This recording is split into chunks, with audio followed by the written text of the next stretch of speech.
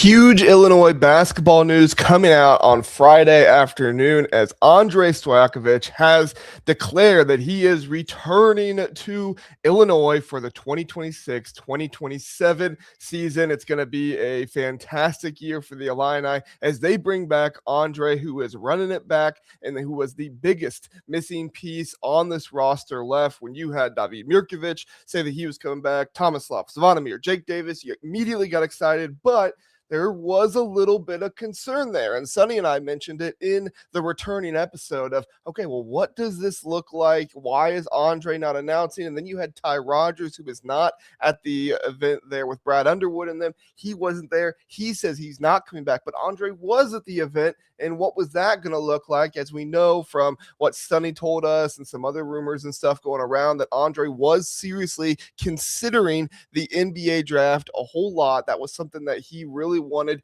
to be able to look at and see, but it looks like he is not going to be going that direction. He will be going the direction of Illinois for next season as Andrej Stojakovic brings back a lot of his great play, a lot of his defense that he was able to give Illinois fans this past season. He's 6'7". He's a fantastic wing slasher, get to the hoop type of guy, you know, top 20 recruit, McDonald's All-American. Going into his senior season, he broke out at Cal, scoring 18 points per game. His numbers were a little bit lower this season with Illinois, only 13.5 points per game, so not as much there as maybe you might have expected with him coming in, especially with some of the rumored price tag that was going around. He did get 4.5 assists, which is good. You know, here, I'll just go ahead and bring up the ESPN here next to it, so that way you guys can see that as well. There we go. 4.5 rebounds, 1 assist, but he did shoot 50% from the field. Now, his three-point shooting was one of the things that was the most difficult for Illinois fans, as he shot over 30% at Stanford and Cal, and then less than 25% here at Illinois. Even with that lower three-point shooting percentage, though, once Andre really found his role and once Brad Underwood started using Andre in a really, kind of centralized way, with him coming off the bench, being the spark, being the offensive piece that would be able to come in and kind of relieve the offense a little bit, you really started to see him excel in that. When with so many rumors about Andre possibly going into the transfer portal, things like that during the season, when he started coming off the bench, when things started to not look great, when he missed a couple games and there were rumors out there about, was he actually injured? Was he just not playing? Does he just want to not play and be out there? This is such a breath of air for Illinois fans to not only know that Andre is coming back, but also after seeing players leave after the past few seasons, like Merez Johnson, who left. That was obviously something that hurt for Illinois fans. Now, I think he had Illinois had a great season without him, went to the Final Four. I guess could have been better, but still great season without him, so it didn't hurt that bad. But definitely at the time, it did hurt to see a hometown kid like Merez Johnson move on. Andrej Stojakovic, not the hometown kid, but definitely somebody that Illinois fans were really invested in this season. And so to see him come back, make the return, it speaks a lot about his maturity as a player, his kind of growth as a player. A guy that spent 2 seasons at just playing not great programs, Stanford and Cal. Yeah, he got a lot of buckets. He scored a lot of points. But then this season, saying he had the most fun he ever had playing basketball in the NCAA tournament with his boys. Him and David Mirkovic are obviously very tight. They've been on live streams together, Instagram live streams, stuff like that. So they're obviously very tight. They're obviously close with one another.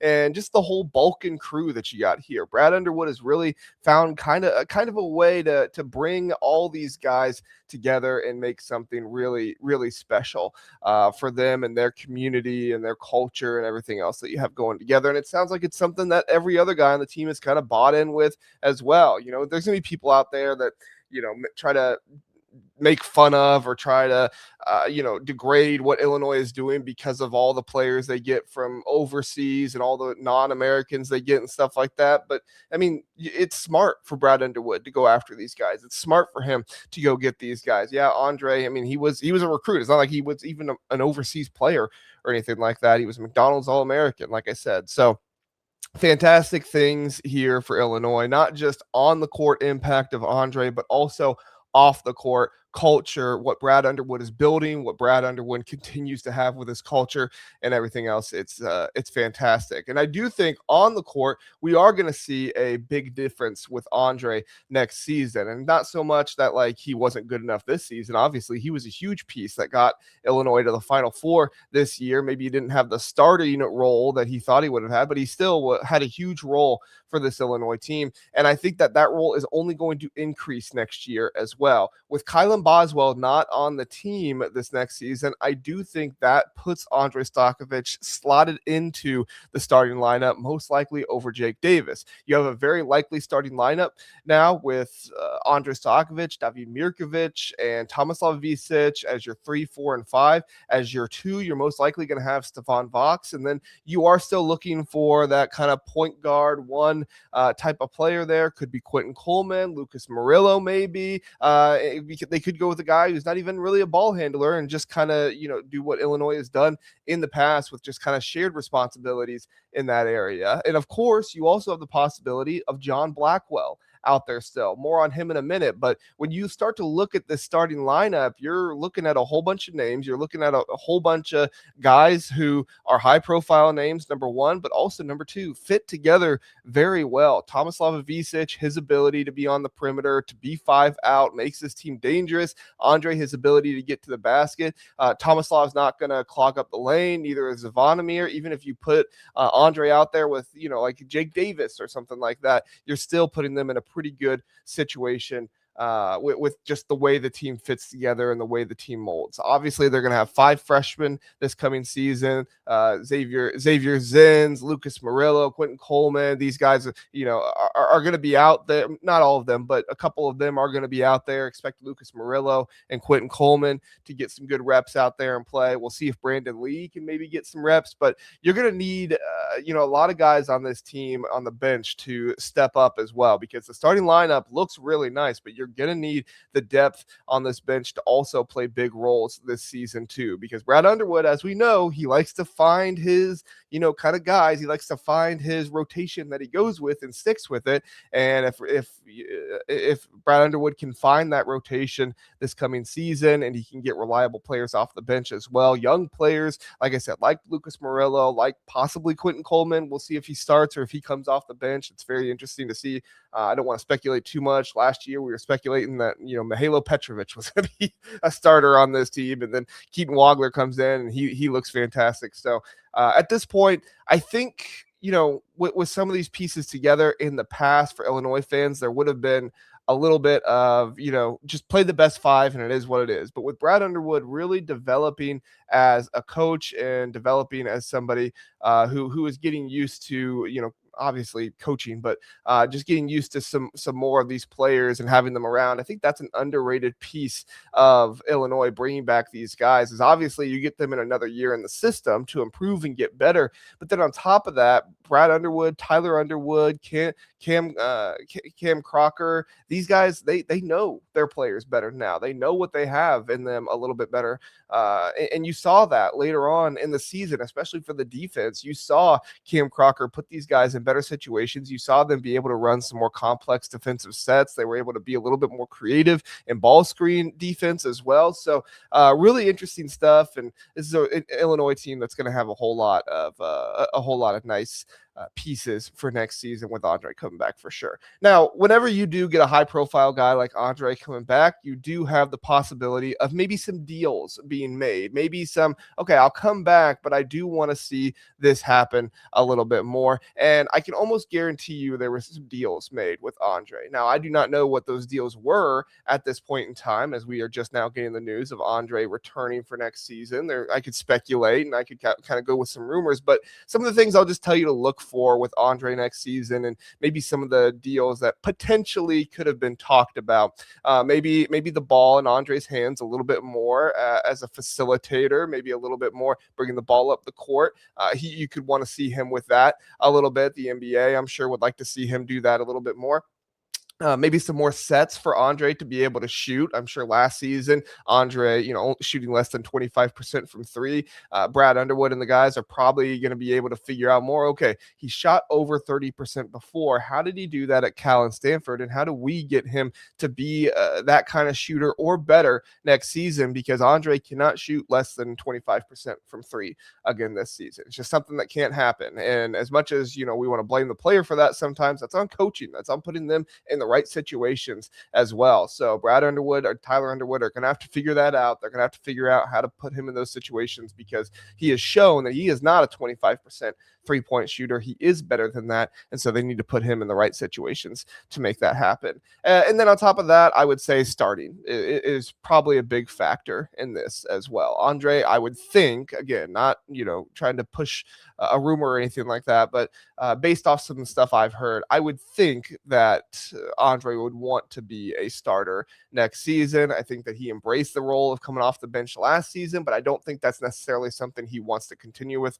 And also, too, I don't think this is the type of NIL deal that you can afford to bring Andre off the bench again next season. Now, as Sonny and I have talked about before, I think that's more likely this season because you don't have Kylan Boswell out there, and you do have Andre as being probably one of the more premier defensive stoppers on this team next year. If you would have told us that last season, that'd have been a little nerve-wracking, but this year, I do think you have some more potential there, as we did see Andre play some really good defense against Bennett Sturts in the NCAA tournament. We saw him play good defense here and there. He just needs to be more consistent with it. We've seen some really good defense. We've also seen some lapses, so we need to see consistent, good defense from Andre all season long, and it's going to be a good season for the Illini. So that is what we've got here. Thanks for joining me on Talk Illini, part of Orange and Blue News of the On3 Network. Please do like, subscribe, be here with us on Talk Illini. We are still in the race to get to 1,000 subscribers by the end of April. Help us get there, covering the transfer portal, covering the returning players, everything else,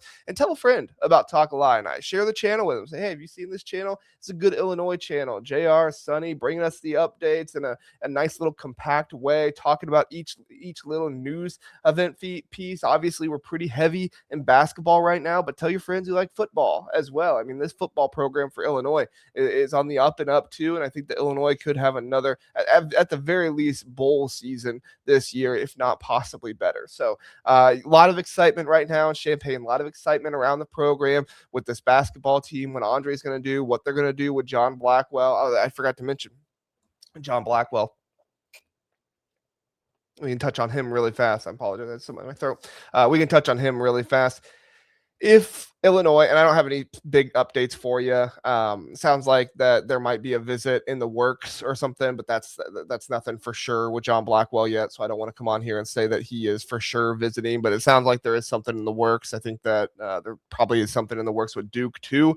I'm not sure on that area, but I would think that if there's something in the works with Illinois to get a visit, there's probably something in the works for Duke to get a visit as well. Not sure on Louisville. Louisville did meet with him. I think if he does not take a trip to Louisville, that would be a really good sign for Illinois. Not necessarily because I'm, super shooken up with Louisville or anything like that, but they do obviously have a lot of money that they're willing to throw around this season too. And I think, everything that's going on here, I think honestly, you get John Blackwell on this team, John Blackwell, David Mirkovic, Andrej Stojakovic, Stefan Vox, Tomislav Ivisic. I think this is the best starting five in college basketball next season. And honestly, you get that. I think this is the number one team preseason in the country. Now, I think without him, you're still a top 5, top 3-ish team with Andre coming back. But you get John Blackwell in this situation. I think this is the number one team in the nation going into the next season. And that would be absolutely electric for this Illinois team. Absolutely electric for Brad Underwood,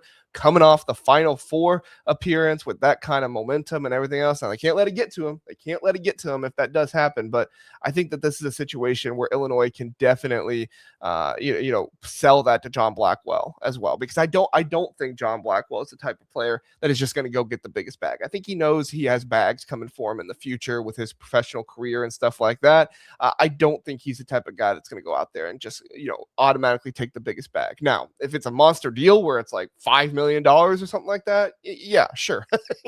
If he's got a monster deal that just blows everybody else out of the water, yeah, maybe. But I think if every single team here, UCLA, Louisville, Illinois, and Duke, if they're all relatively competitive with one another, I do think that at this point, Illinois probably has the best pitch to be able to say, look, we are the program that is going to give you the best opportunity to get to the national championship, to get to a Final Four next season that's pursuing you right now. UCLA, they're set up very well too. You cannot sleep on UCLA. Louisville, they're set up well, and I think Jackson Shellstad is going to fit that system there in Louisville better than he did out there at Oregon at times. But I also have not always been the biggest fan of Jackson Shellstad. I think there's aspects to his game that is not winning basketball, and there's aspects to the Oregon team that, yes, they were able to win some good games in the regular season, but not do as much in the postseason. And with Wisconsin having those issues, I don't think those stemmed from John Blackwell as much. But I do think that John Blackwell coming in would be a huge piece for this team. I definitely think if he does come in,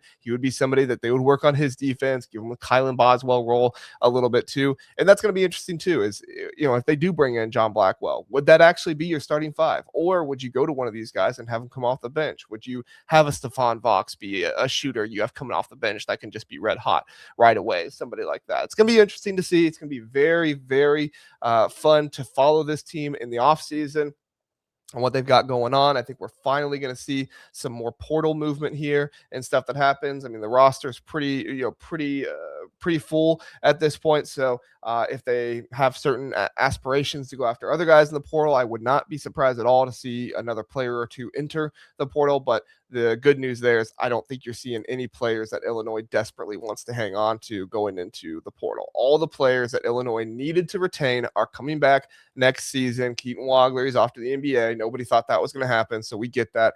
But this is a team in Illinois next season that is going to be a great opponent, a formidable opponent for anybody out there. Top 5, top 3 team in the nation right now. And if they get John Blackwell, they're the number 1 team in the nation, in my opinion. So fantastic stuff here. Appreciate you watching and listening on Talk Illini, and we'll be back, Sonny and I, with any other news and things like that. Xavier Zins has his commitment coming up today, so there will be coverage for that on this channel as well. But we appreciate you being here. Thanks so much for listening and watching. Have a good one.